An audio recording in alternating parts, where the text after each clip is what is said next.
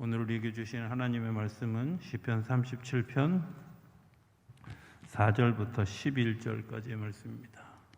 시편 37편 4절부터 11절까지의 말씀.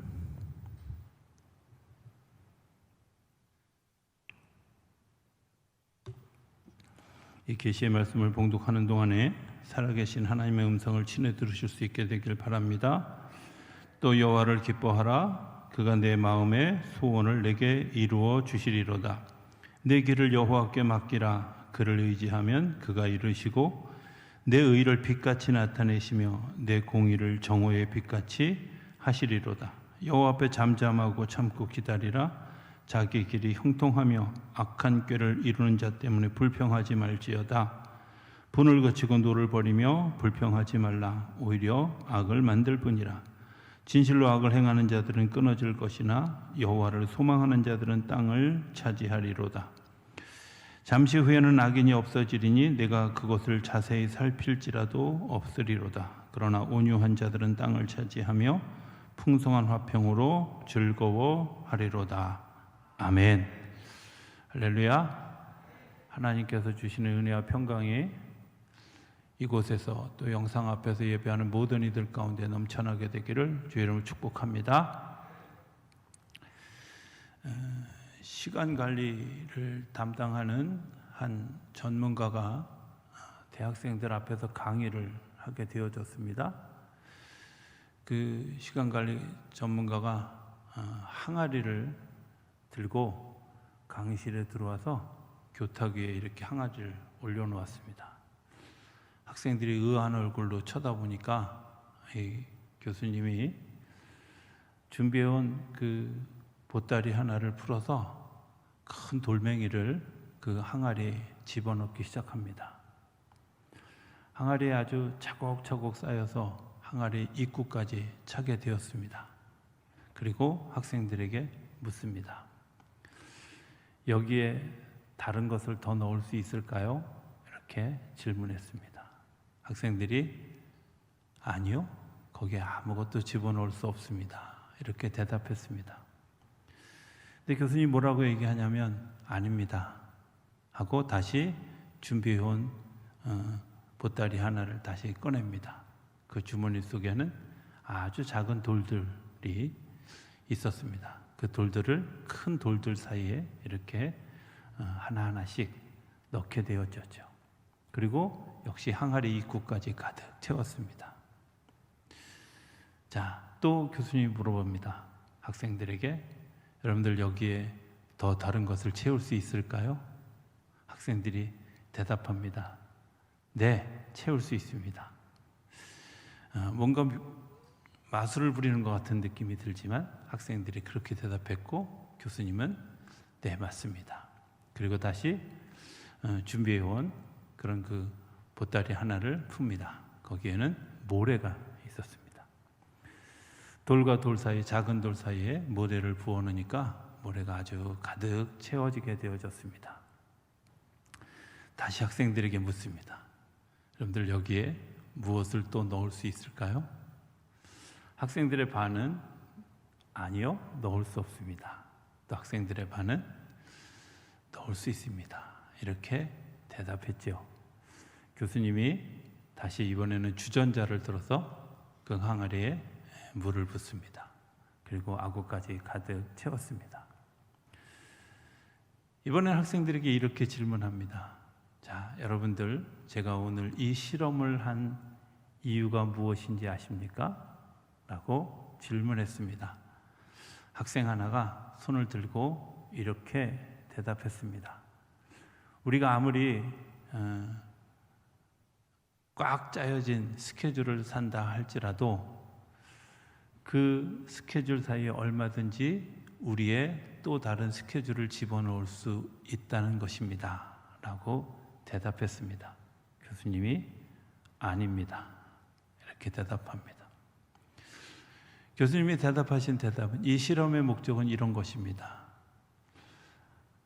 크고 소중한 것을 먼저 항아리에 집어넣지 않으면 나중에는 그것을 집어넣을 수 없다는 겁니다. 우선순위가 있다는 겁니다. 라는 것을 이야기합니다. 30대에 알아야 할 101가지 이야기라고 하는 책 가운데 나오는 이야기입니다. 가장 소중한 것, 가장 귀한 것을 먼저 항아리에 채우지 않으면 그것은 더 이상 그 이후에는 채울 수 없다는 말, 이렇게 가슴에 확 와 닿았습니다. 마태복음 6장 33절에 보면 먼저 그의 나라와 그의 의를 구하라. 그리하면 너희에게 모든 것을 더하여 주시리라. 그 교수님의 실험에 의하면 먼저 하나님의 나라와 하나님의 의를 우리의 항아리에 채워야 그 이후에 하나님이 채우시는 또 다른 은혜가 있는데, 우리는 혹시 하나님의 나라, 하나님의 의를 채우기보다는 내 것에 또 내가 필요로 하는 것들, 작은 것들을 다 채워놓고 그곳에 하나님의 것이 들어가지 못하도록 방해하고 있는 것은 아닐까, 이런 생각을 해보게 되었습니다. 가장 소중한 것이 무엇일까? 내 일생을 살아가면서 나를 정말 내 생명 그리고 내 삶의 모든 것들을 인도하는 가장 소중한 것이 무엇일까 하는 것들을 오늘 좀 한번 생각해 보았으면 좋겠습니다.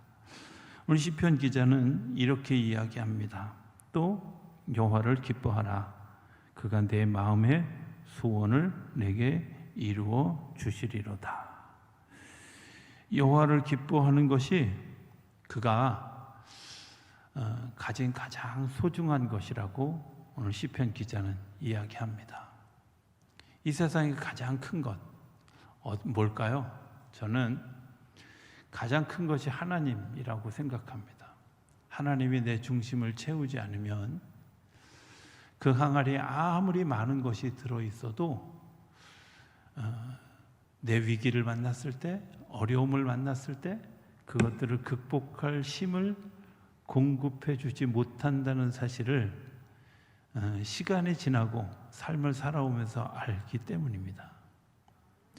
하나님이 내 삶의 중심에 가운데 있지 않으면 내가 살아가는 것이 사실 별 의미가 없다는 사실을 알기 때문이죠.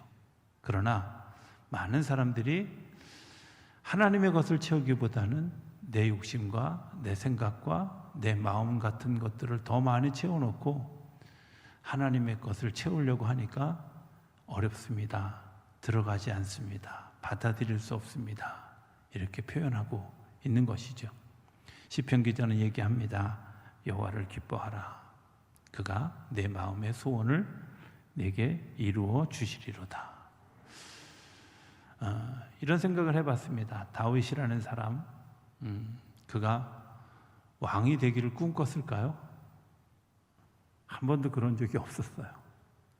그렇죠? 그냥 평범한 목동이었습니다. 심지어 사무엘이 왕 하나님의 명령을 받아서 이새의 집에 왔을 때도 다윗은 집에 없었습니다. 내가 왕이 될 리가 없어. 우리 형들의 그 준수한 용모와 형들의 탁월함을 너무나 잘 알기 때문에 다윗은 기꺼이 형들의 요청을 받아서 양들을 치러 나갔습니다. 그런데 그곳에서 왕을 택하겠다는 하나님의 명을 받은 사무엘이 첫째, 둘째, 셋째, 넷째, 다섯째, 여섯째, 일곱째 형들을 다 물리치고 다윗이 오지 않으면 식사도 하지 않겠다고 버티는 그런 상황이 되어졌을 때 다윗의 마음이 복잡해지기 시작합니다. 자기가 삶을 살아가는데 별로 왕은 도움이 되는 일들은 아닙니다. 어쩌면 불편한 일일 수도 있습니다. 그런데 하나님은 그를 택하셨습니다. 왕으로.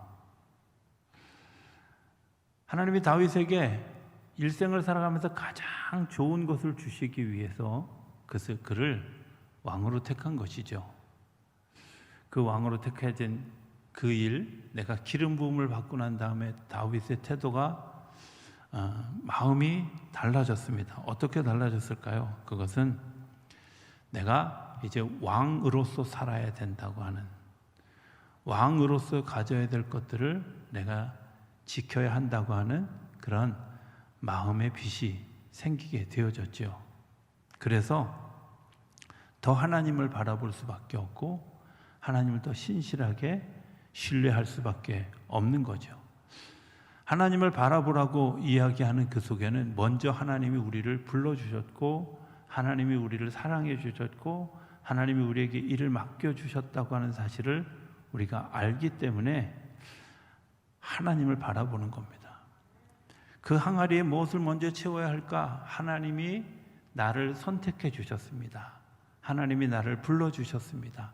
하나님이 나에게 이 귀한 일들을 맡겨주셨습니다. 라는 하나님의 마음을 먼저 그 항아리에 심지 않으면 우리의 삶은 필요한 것들은 없고 필요하지 않은 것들로 가득 채워지는 어리석은 삶을 살게 된다는 거죠.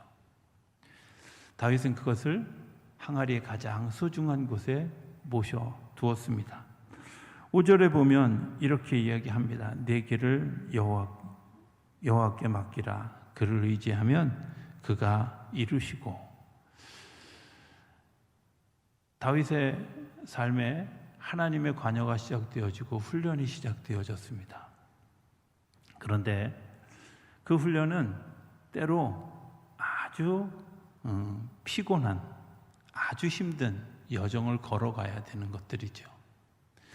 다윗에게 주어진 첫 번째 미션은 골리앗 앞에 서게 하는 겁니다. 아무도 그 전쟁에 나가려고 하지 않았습니다. 더군다나 골리앗과 맞서는 일들은 생각하지도 않았습니다. 그냥 두려워 떨기만 하고 있었죠. 하나님이 주목한 것은 다윗이 가지고 있는 믿음입니다. 하나님이 주목했던 것은 다윗이 가지고 있는 용기입니다.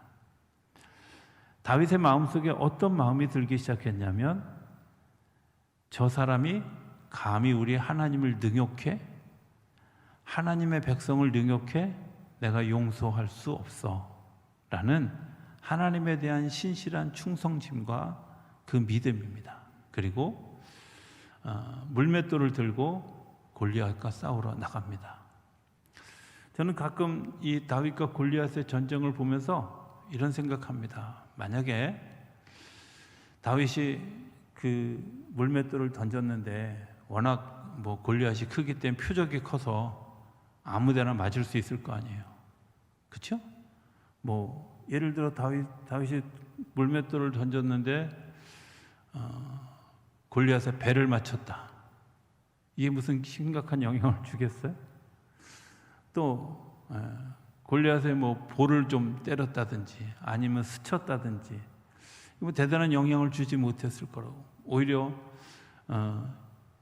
머리 가까운 정수리 가까운데 입에 혹은 코에 맞췄다고 해서 그가 오히려 더 불이 나고 더 화가 나서 단숨에 다윗을 물리칠 수 있었을 거라고 생각이 되어집니다.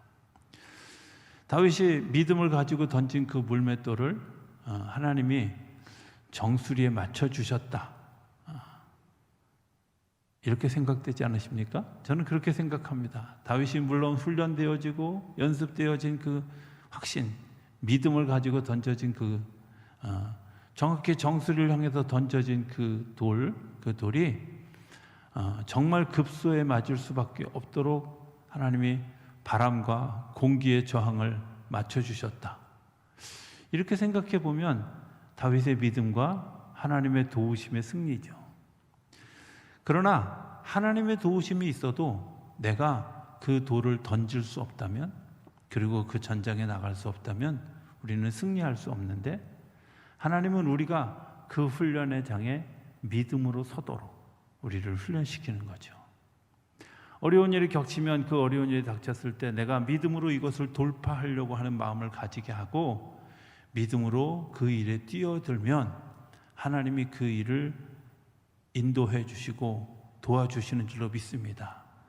믿음의 훈련은 내가 무엇인가 순종할 때 하나님께서 그 순종하는 일에 더하시는 하나님의 은혜를 발견하는 겁니다. 내가 순종해서 열매를 맺는 것이 아니라 순종하고 난 이후에 하나님의 도우심을 확인하고 하나님이 이렇게 인도하셨구나 하는 것들을 발견하는 일들이죠. 그렇게 되어질 때 6절에 보면 내 의를 빛같이 나타내시며 내 공의를 정오의 빛같이 하시리로다. 저는 그 다윗의 삶에 보면 다윗이 가지고 있는 중요한 원칙을 지켰다는 겁니다. 다윗이 일생 동안 자기 삶에 아주 중요한 원칙, 내가 살기 위해서 남을 해하는 일을 함부로 하지 않겠다 하는 것. 또 왕이 되기 전에는 하나님의 기름 부으신 사람을 내가 함부로 하지 않겠다라고 하는 자기 원칙을 철저하게 지켰습니다. 그는 지켰지만 하나님이 그를 통해서 공의를 빛같이 비추었고 하나님의 빛을 비추는 역할을 다윗을 통해서 하게 되어졌죠. 이렇게 생각해 보면 하나님의 빛, 공의를 지키는 일이 얼마나 중요한가 하는 것을 알 수 있게 됩니다. 다윗이 사울을 죽일 기회가 2번이나 있었습니다. 그런데도 불구하고 다윗은 2번 다 하나님이 기름 부어 세운, 사람들도 외면하고 사무엘도 외면했지만 그러나 하나님의 기름 부어 세운 종을 내가 함부로 할 수 없습니다 라고 하는 것이 다윗이 사울을 해치지 않은 이유였습니다. 그리고 그 다윗을 사울을 2번이나 살려보냅니다. 사람들이 원망합니다. 그런데 한번 바꾸어 생각해 봅시다. 만약에 사울이 다윗의 손 안에 들어왔을 때 사울을 죽이고 왕이 되었다면 그에게는 평생 반역자라고 하는 꼬리표가 붙어 다녔을 겁니다. 평생 하나님의 명을 어긴 사람이라고 하는 꼬리표가 그게 붙었을 겁니다. 사람들은 인정할지 몰라도 어느 순간 뒤에서 조그만 수군거림이 있는데 자기의 작은 허물에도 불구하고 그에게 붙은 그 작은 주홍글씨와 같은 꼬리표는 그를 힘들게 했을 겁니다. 다윗은 자기 원칙을 지키는 것 때문에, 자기 원칙을 잘 지킨 것 때문에 그가 존경받는 왕이 되었고 하나님의 나라를 세우는 왕이 되었고 하나님의 역사를 소중하게 여기는 왕이 되어졌다는 거죠.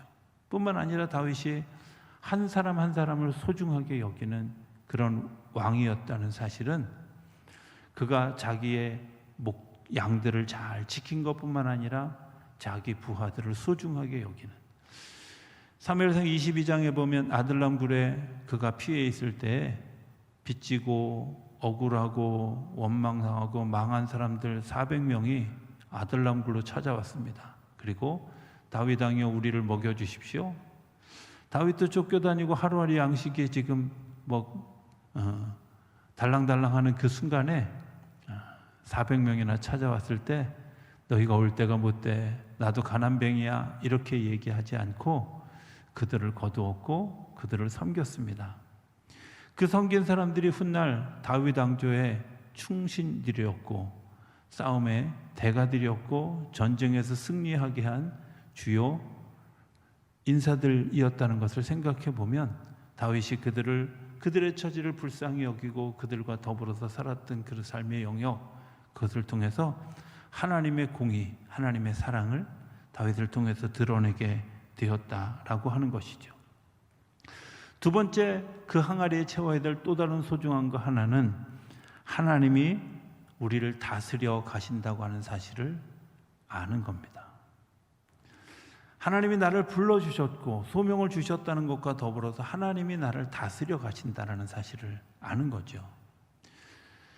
마태복음 25장에 보면 포도원 품꾼의 비유가 나옵니다. 혹시 모르는 분들을 위해서 간략하게 설명하면 어느 날 포도원 주인이 인력시장에 나갔습니다. 그리고 사람들을 데려옵니다. 약속합니다.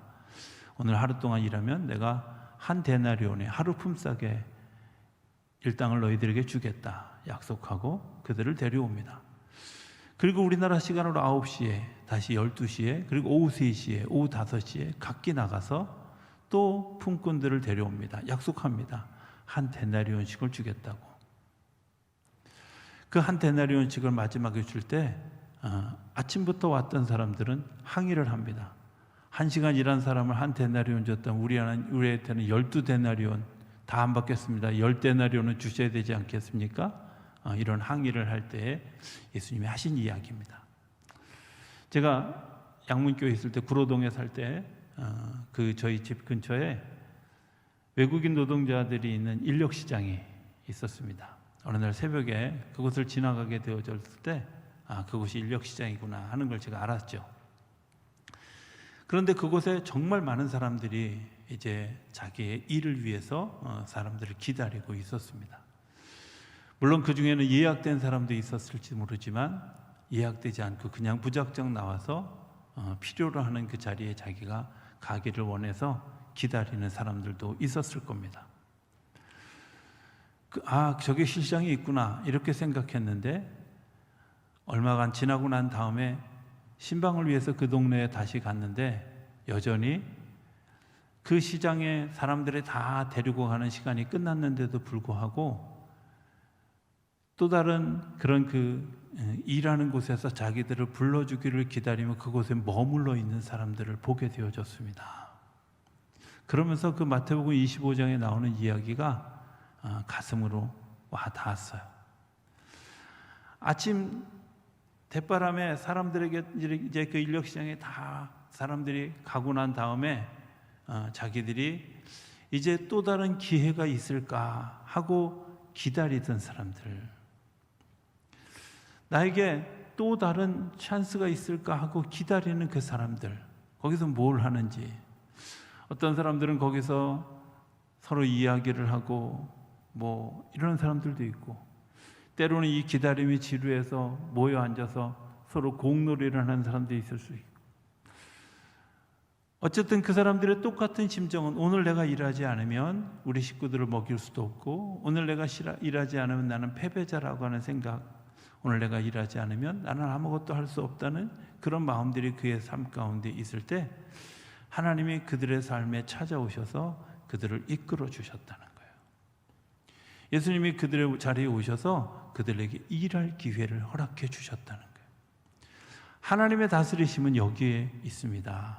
우리가 우리의 필요, 우리가 요청할 때, 우리가 기다릴 때 하나님이 우리 가운데 오셔서 우리의 삶을 인도해 가신다고 하는 겁니다. 저는 그 마지막 오후 5시에 불려간 그 사람이 얼마나 감사하게 생각했을까, 얼마나 기뻐했을까, 이런 생각을 해보게 되죠. 오후 3시에 불려간 사람도 얼마나 행복했을까, 얼마나 감사했을까. 아마 주인이 요청하는 대로 굳은 일, 어려운 일 다 했을 거라고 생각이 되어집니다. 왜? 감사하기 때문에. 사실 생각해보면 하나님의 다스림에 대해서, 하나님의 다스림을 마음속으로 느끼는 사람은 어떤 사람이냐면 감사하는 사람입니다. 하나님이 내가 지금 기다리고 있던 것들을 가장 좋은 것으로 허락해 주셨다고 하는 감사함. 하나님께서 나를 왜 3시까지, 5시까지 나를 내버려 두었어? 이런 불평이 아니라 지금이라도 불러주셨으니 감사합니다. 지금이라도 일하게 하시니 감사합니다. 약속한 것을 주시니 감사합니다. 이렇게 여겨지는 그 사람들이 저는 한 데나리온을 받은 것보다 더 큰 기쁨들을 누렸다고 믿습니다. 우리가 그냥 하루 일하고 한 데나리온을 받으면 품삯을 받은 것이지만 아침에 온 사람은 그것이 감사함이 아니었다고 하면 그에게는 한 데나리온의 품삯만 주어졌지만 5시에 온 사람은 한 데나리온의 품삯과 더불어서 선물이라고 하는, 은혜라고 하는 기쁨을 누리게 되어졌다는 거죠. 감사는 하나님이 당연히 주실 것과 더불어서 더해 주시는 하나님의 안식과 기쁨을 누리게 하는 통로인 줄로 믿습니다. 감사가 습관이 되어질 때 이 감사함이 우리의 삶을 살찌우고 하나님의 은혜로 풍성하게 하고 하나님께서 주시는 그러한 그 하나님의 복을 비로소 보게 하는 역사가 되어지는 줄로 믿습니다. 습관이라는 우리나라 말의 단어가 있습니다. 한문인데요. 기두자 2개 밑에 백자를 씁니다. 혹은 옛날 고어체에는 날일자를 쓰기도 합니다. 깃우자, 깃털 2개가 있는데요. 이 깃털 2개를 하나하나 차곡차곡 매일매일 모으는 거죠. 그것을 익힐 습자 이렇게 이야기하죠.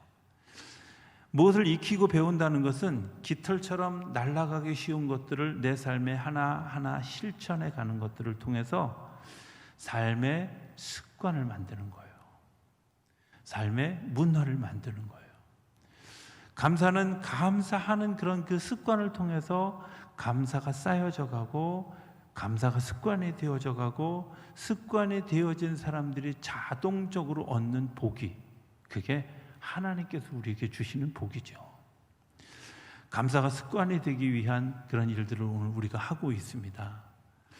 감사할 일들이 없는 것 같은데 생각해 보면 얼마나 감사한 일들이 많이 있었는지 그 하나하나를 끄집어내서 그 감사라는 저금통에 감사라는 그 글에 내가 하나하나 써가는 것 때문에 내일 또 다른 감사를 발견하게 되고 시간이 지나서 추수감사절에 이르러 가면 내가 정말 발견하지 못했던 놀라운 감사의 영향을 받게 되어질 것이라고 믿습니다. 이 시간을 통해서 우리가 알 수 있는 것들이 뭘까? 그것은 내가 오늘 살아가고 있는 삶의 현장을 부인하지 않고 또 여전히 하나님께서 어떻게 하실 것인가에 대한 질문을 던지게 되고 그리고 어려운 일이 있을 때 그것을 내가 직면하고 삶으로 견뎌내 이겨가게 하는 힘이 그 안에 있습니다. 이런 생각을 해보았습니다. 저는 목사로서 이렇게 가지고 있는 약점 중에 하나가요. 이런 약점이 있어요. 기도하는데 오래 못 앉아 있는다는 거예요. 제가 살던 동네 그 옆 동네에는 하루 8시간씩 이상 기도 안 하면 목사도 아니라고 이렇게 말하는 목사님 계신데 그 교회 건물 쳐다볼 때마다 제가 얼마나 열등의식을 느끼는지 몰라요. 8시간은 고사하고 80분 앉아 있는 것도 나는 힘든데 근데 그런 것들 때문에 되게 열등의식을 가지는데 감사한 건 저는 그냥 물어보면 하나님이 2, 3분 안에 그냥 대답을 주셔요. 그래서 제가 어느 날 너무 궁금했어요. 하루는 이제 뭐 응답을 이렇게 막 받은 걸 얘기하니까 저희 아내가 굉장히 불편하다는 듯이 당신은 뭘 그렇게 응답을 빨리 받냐고 이렇게 불편하다는 듯이 얘기를 하길래 저도 궁금해서 하나님께 물었어요.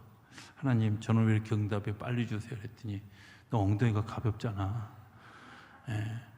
뻘떡뻘떡 일어나가지고 대답을 빨리 안 해주면 엉뚱한 길로 갈까 봐.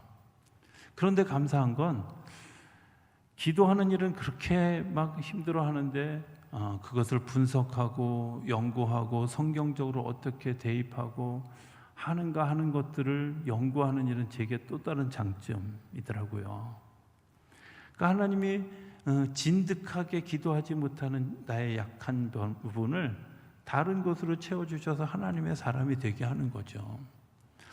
비로소 제가 그런 열등의식으로부터 자유로워졌어요. 생각해보면 그런 거 아니겠어요? 하나님이 우리에게 각자 맞춤형으로 우리 삶에 인도해 주시는 거예요. 하루 종일 일할 수 있는 사람에게 한 데나리온은 그 사람의 체력이 있고 그 사람이 그 끈질김이 있고 노력이 있지만 1시간 일하는 것도 힘이 들었던 그 사람은 5시에 데려올 수밖에 없었잖아요. 생각해보면 하나님이 그렇게 배려해 주셨고 우리를 감싸주시고 인도해 주신다 하는 것들을 이렇게 생각해 보면 하나님이 우리에게 배려해 주시는 일들은 하나님의 사랑이 그 안에 숨겨져 있다는 사실을 이야기하는 겁니다. 7절부터 이야기하는 일들이 그런 일들입니다. 여호와 앞에 잠잠하고 참고 기다리라. 자기 길이 형통하며 악한 꾀를 이루는 자 때문에 불평하지 말아라. 그죠? 계속해서 불평하지 말아라. 그런데 분명한 것은 11절 그러나 온유한 자들은 땅을 차지하며 풍성한 화평으로 즐거워하리로다. 하나님을 믿는 믿음으로 감사의 삶을 살아가는 사람들이 누리는 온유한 사람들이 누리는 땅을 차지하는 역사가 우리 가운데 일어나는 줄로 믿습니다. 아브라함의 이야기 하나만 하고 설교를 마치기 원합니다. 아브라함은 75세에 하나님의 부름을 받았습니다. 75세 하나님의 부름을 받을 때 세 가지 약속 중에 하나가 뭐였냐면 내가 네 자녀를 하늘의 별같이 바다의 모래같이 주시겠다고. 아마 저 같으면 하나님 안 따라갔을 겁니다. 이렇게 생각하면 하나님, 제가 지금부터 100년을 더 산다고 할지라도 해마다 애를 낳는다고 할지라도 100명밖에 못 낳는데 그게 무슨 바다의 모래 같고 하늘의 별과 같겠습니까? 허풍을 떠셔도 어지간히 하셔야죠. 또 쌍둥이를 낳는다고 합시다. 그래도 200명밖에 더 됩니까? 그렇잖아요. 그렇다고 뭐 10쌍둥이씩을 100년을 낳을 것도 아닌데 하나님 허풍이 좀 너무 심하지 않으십니까? 이렇게 이야기할 수 있을 거라고 생각이 되어져요. 그런데 아브라함은 그걸 또 순진하게 믿고 갔어요. 아브라함이 대단한 사람인가? 저는 그렇다고 생각하지 않아요. 우유부단하게 짝이 없는 사람이잖아요. 근데 그런 사람을 하나님이 택하셔서 하나님이 그를 이끌고 가십니다. 하나님이 이끌고 가시는 그 길에 아브라함이 자기 현실이 있음에도 불구하고 믿음으로 순종해 가요. 믿음으로. 아마 현실을 택했으면 갈대아 우르를 떠나지도 않았을 거예요. 아마 자기의 생존을 택했으면 그가 자기 부모와 또 자기 직업과 이런 거 다 두고 떠나지 않았을 거예요. 그런데 하나님을 믿는 믿음으로 그 길을 걸어가기 시작했어요. 한 걸음 한 걸음을 걸어가는 거죠.